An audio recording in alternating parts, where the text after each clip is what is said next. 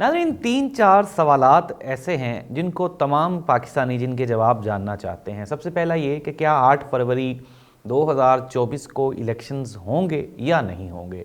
दूसरा सवाल ये है कि जिस तरह से एक प्री डिसाइडेड कुछ पिक्चर्स दिखाई देती हैं कि क्या ये जो 24 के इलेक्शंस होंगे, इसके बाद क्या मियां नवाज शरीफ साहब वज़ीर-ए-आज़म बनेंगे या फिर अभी तक वज़ारत-ए-उज़्मा के लिए कोई नाम फाइनल नहीं हो सका। ये दूसरा सवाल है। तीसरा सवाल ये है कि क्या आया कि ये जो 2024 के इलेक्शंस ये हो जाएंगे और हुकूमत बन जाएगी, तो क्या उसके बाद वो जो हुकूमत बनने जा रही है, क्या वो 5 साल के लिए होगी या उसका दौरानिया कुछ कम होगा। इमरान खान और पीटीआई का क्या बनेगा, क्या वो इलेक्शंस में होंगे या नहीं होंगे। ये 4 सवालात हैं, इनके तफसील से आपको मैं जवाबात बताऊंगा आज के प्रोग्राम में। नाज़रीन, अगर हम मियां मोहम्मद नवाज शरीफ साहब की तारीख़ देखें, उनकी सियासी तारीख़, उनका सियासत में आना वो भी एक प्लान था। फिर उसके बाद किस तरह से, कितनी तेज़ी से मियां मोहम्मद नवाज शरीफ साहब ने ये सारी सीढ़ियाँ तय की और फिर पाकिस्तान के वो वज़ीर-ए-आज़म बने। एक मरतबा बने, फिर दूसरी मरतबा और फिर तीसरी मरतबा। लेकिन मियां मोहम्मद नवाज शरीफ साहब की ये सियासी तारीख़ का हिस्सा रहा कि तीनों मरतबा उनकी इस्टेब्लिशमेंट के साथ ना बन सकी। और देखें कि ये भी एक गलत बात है, लेकिन मैं आपको तारीख़ बता रहा हूँ कि तीनों मरतबा मियां नवाज शरीफ साहब की हुकूमत ख़त्म करने में फ़ौजी इस्टेब्लिशमेंट का अहम किरदार रहा।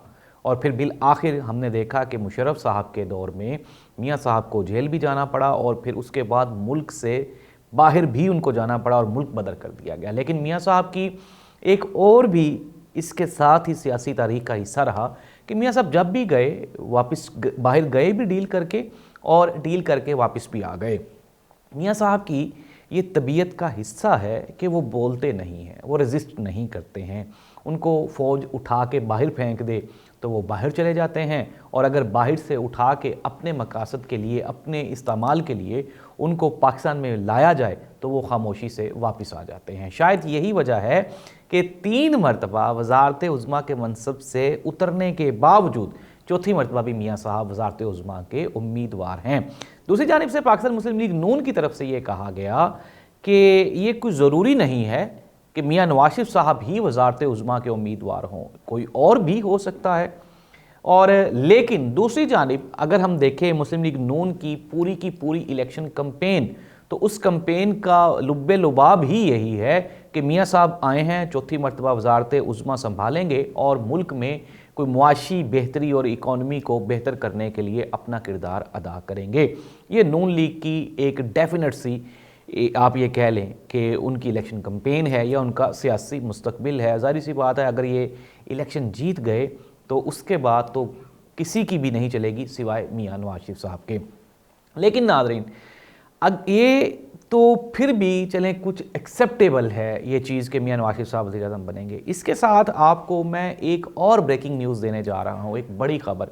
वो ये है कि मियां मोहम्मद नवाज शरीफ साहब वज़ीर-ए-आज़म, उसके बाद शहबाज शरीफ साहब का क्या होगा, उनको कहाँ पे यूटिलाइज़ किया जाएगा, क्योंकि उनकी जगह तो सूबे में होती है, पंजाब में होती है।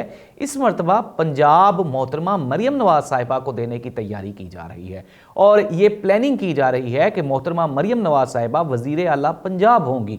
और इसी वजह से अगर हम मुस्लिम लीग नून की इलेक्शन की तैयारी देखें तो मरियम नवाज़ साहिबा के साथ मरियम औरंगज़ेब और जो मरियम नवाज़ साहिबा के ग्रुप के चीदा नुमाया किरदार हैं, जो लोग हैं पार्टी में, उन सबको यही कहा गया है कि आप पंजाब में रहें, मरकज़ में ना जाएं। और इसकी एक वजह यह भी है चूँकि मरकज़ में कौमी हुकूमत बनेगी और जाहिर सी बात है कि मुस्लिम लीग नून को 7 या 8 वजारतें मिलेंगी। बकाया peoples party, MQM, Qaf league और आपके मौलाना फजलुर रहमान साहब और दूसरी सियासी जमातों के दरमियान डिवाइड करना पड़ेंगी। ऐसी सूरत हाल में जाहिर सी बात है कि नून लीग अपना ज़्यादा हिस्सा पंजाब से वसूल करेगी और पंजाब में आपकी फ्यूचर की वज़ीर आला मोहतरमा मरियम नवाज़ साहिबा होंगी।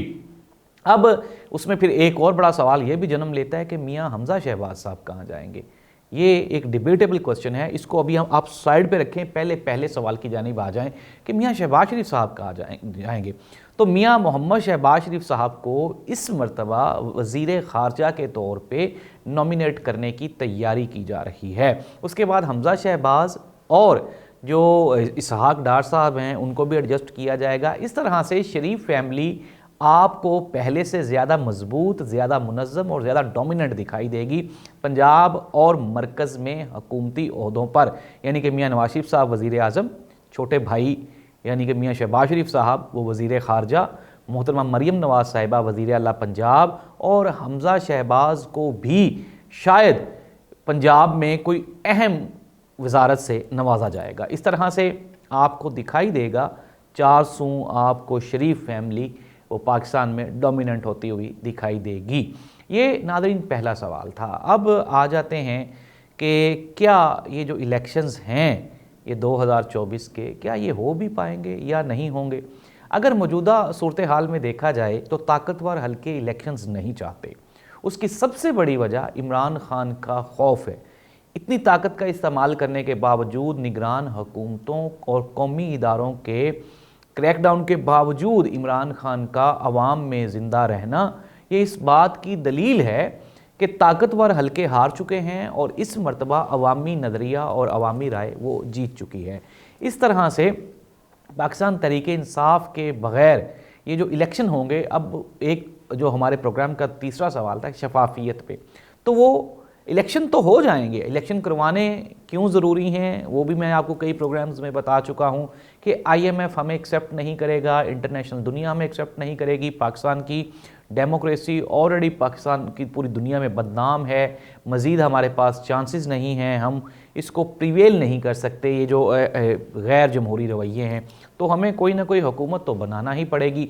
इसलिए इलेक्शंस तो हो जाएंगे, लेकिन PTI के बगैर होंगे। शफाफियत पे कई सवालात बाकी रहेंगे। अब हम आ जाते हैं कि क्या, पहली बात तो ये है कि मियाँ मोहम्मद नवाज शरीफ साहब वज़ीर आज़म बन भी पाएंगे, ये हुकूमत कायम भी हो पाएगी या नहीं। तो उसमें अभी तक बहुत से सवालिया निशान हैं। एक तरफ मौलाना फजलुर रहमान साहब हैं जो अपना हिस्सा इस तमाम ये जो 2 साल की कैंपेन है और इस 2 साल कैंपेन की सूरत में जो कालकें उन्होंने अपने मुंह पे मली हैं, यानी कि Pakistan Peoples Party, JUIFA, MQM, Qaf League, Shujaat Hussain group और मुस्लिम लीग नून, अब इनमें जब तकसीम के मामले पे ज़ाहिर सी बात है लड़ाई होगी।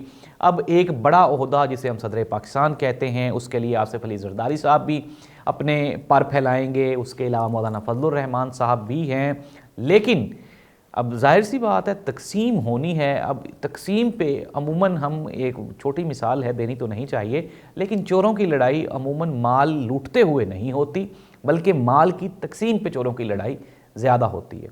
पाकिस्तानी कहाँ खड़े हैं, पाकिस्तान की आवाम कहाँ खड़ी है, तो उसका कहीं पे भी कोई भी जिक्र नहीं है। अब पहली लड़ाई हो जाएगी तकसीम पे। फिर कहा यही जा रहा है कि मियाँ मोहम्मद नवाज शरीफ साहब का टेम्परामेंट वो वाला नहीं है। कुछ एक्सटेंशंस होंगी जो मियाँ नवाज शरीफ साहब अगर वज़ीर आज़म बनते हैं तो उसके फ़ौरन बाद पेंडिंग हो जाएंगी। उसमें जो सबसे बड़ी एक्सटेंशन जो पाकिस्तान की होती है वो है चीफ ऑफ आर्मी स्टाफ की एक्सटेंशन। उसको लेके पहला महाज खड़ा हो जाएगा। फिर नए चीफ जस्टिस ऑफ पाकिस्तान की तैनाती एजाजुल हसन साहब हैं जो कि इमरान खान के लिए नरम गोशा रखते हैं, उनकी अपॉइंटमेंट को लेके हो जाएगा। और फिर उसके बाद पाकिस्तान के ऊपर कर्ज़ों की बौछार है और पाकिस्तान की इकॉनमी तबाही और बर्बादी के दहाने पर है, ये भी प्रेशर होगा। ऐसी सूरत हाल में अवाम इमरान खान के साथ खड़ी होगी और मियाँ मोहम्मद नवाज शरीफ साहब और हुकूमत वो इस्टेब्लिशमेंट के मुखालिफ खड़े होंगे, जिससे सियासी अदम इस्तेहकाम एक मरतबा दोबारा फिर जन्म लेगा। और इस तरह से ये जो 2024 के इलेक्शंस होंगे इनका कोई खातर खा नतीजा नहीं निकलेगा। नादरीन, पाकिस्तान में दायरों का सफ़र जारी है। ये एक तजुर्बा गाह है। यहाँ पे मुख्तलिफ़ तजुर्बात, खुसूसन ये जो सियासी महाज पे जमहूरियत के नाम पे जो सबसे ज़्यादा तजुर्बात किए गए हैं, उसने पाकिस्तान की इकॉनमी को, पाकिस्तान की दाखिली और ख़ारजी सूरत हाल को बर्बाद करके रख दिया है। हमें एतराज़ इस बात पे नहीं है कि ताकतवर इदारे यहाँ पे रह के पैसा बना रहे हैं, कमा रहे हैं, अपना बिज़नेस चला रहे हैं। हमें एतराज़ इस बात पे है कि आप ये पाकिस्तान की 99% पॉपुलेशन है, उनको उनके राइट्स नहीं दिए जा रहे, उनको सियासत के नाम पे, मज़हब के नाम पे और आपस में इंतशार फैलाकर आपसी लड़ाई झगड़ों में उलझा के तो मुफाद परस्त टोला अपने फ़ायदे उठा रहा है और पाकिस्तानी कौम दिन ब दिन हम नीचे से नीचे जा रहे हैं। एक मोहतात अंदाजे के मुताबिक 9.5 करोड़ से ज़ायद पाकिस्तानी गुर्बत की सतह से नीचे ज़िंदगी गुजारने पे मजबूर हैं। इसमें उन पाकिस्तानियों का कोई कसूर नहीं है, क्योंकि हम ये जानते हैं, आप भी मैं भी, कि मैं भी अगर सुबह 9 बजे से रात 9 बजे तक 12 घंटे काम करता हूँ तो मैं दुनिया की जो रूटीन है 8 घंटे वाली काम करने वाली, उससे 4 घंटे 3 घंटे ज़्यादा काम करता हूँ, लेकिन मेरी आउटपुट कुछ नहीं निकल रही। और इसकी सबसे बड़ी वजह वो दीमक है जिसने पाकिस्तान को, पाकिस्तान की इकॉनमी को, जिसने अपने पंजों में, शिकंजों में जो इससे चिमटी हुई है, चिपकी हुई है, और पाकिस्तानियों का हक वो खा रही है। अल्लाह करे इस दीमक से हमें जल्दी से जल्दी निजात मिल जाए और पाकिस्तानियों को पाकिस्तान का हक मिल जाए। इमरान खान का क्या होगा इसका तो फ़ैसला वक्त करेगा, लेकिन इमरान खान चूँकि अवाम के साथ खड़ा है और अवामी नज़रिए के साथ खड़ा है, इसलिए इमरान खान को मिटाना नामुमकिन है। 50 साल हो गए हम भुट्टो को नहीं मार पाए, तो अब क्या हम एक नया भुट्टो पैदा करने जा रहे हैं? ये भी एक सवालिया निशान है। अल्लाह इस मुल्क का हामी नासिर हो। अल्लाह हाफ़िज़।